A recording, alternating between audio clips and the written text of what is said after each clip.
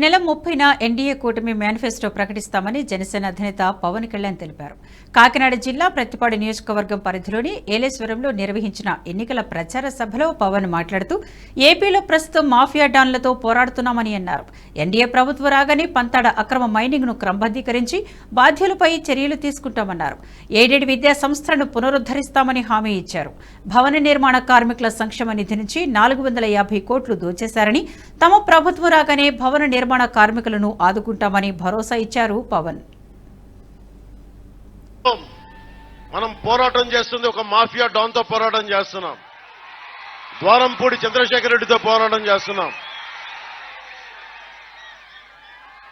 మీకు యువత మీకు చెప్తా ఉన్నాను, మీకు అన్యాయం జరుగుతూ ఉంది.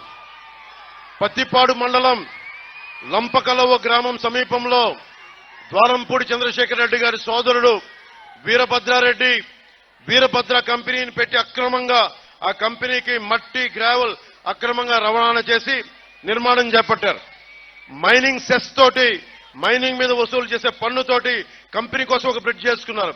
కానీ మీకోసం రోడ్లు లేవు. వాళ్ళ కంపెనీల కోసం బ్రిడ్జ్లు వేసుకోగలిగారు, కానీ మీకోసం రోడ్లు లేవు.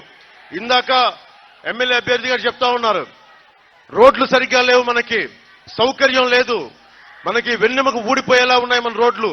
అలాంటి రోడ్లను వదిలేసి వీళ్ళు ఒకవైపు వంతడం మైనింగ్ ని దోచుకుంటూ వాళ్ళు బ్రిడ్జిల మీద బ్రిడ్జిలు వేసుకుంటా ఉన్నారు. ఆ బ్రిడ్జికి ఎంత దాష్టికం అంటే సాక్షాత్తు ఎవరైతే మనకి పర్మిషన్ ఇచ్చాడో అధికారి పేరు పెట్టుకున్నారు. ఈ వీడియో మీకు నచ్చినట్టయితే లైక్ చేయండి, 10 మందికి షేర్ చేయండి. అలాగే కామెంట్ల రూపంలో మీ అభిప్రాయాలను మాతో పంచుకోండి. Nationalist hub group of channels ను సబ్స్క్రైబ్ చేసుకుని తెలుగునాట జాతీయవాద జర్నలిజాన్ని ప్రోత్సహించండి. ఈ వీడియో కింద ఉన్న బెల్ ఐకాన్ పై క్లిక్ చేయడం మర్చిపోవద్దు.